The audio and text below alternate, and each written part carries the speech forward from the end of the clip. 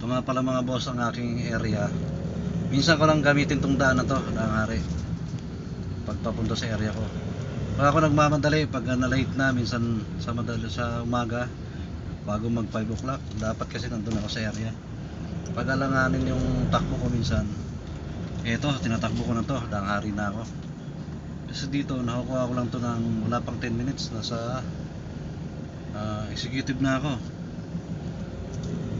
Ay ang una kong hatid, una kong sundo nasa St. Jude, kaya pagka mula Camellia Loob hanggang doon sa St. Jude, inabot ng 15 minutes ang biyahe. Kapag dito,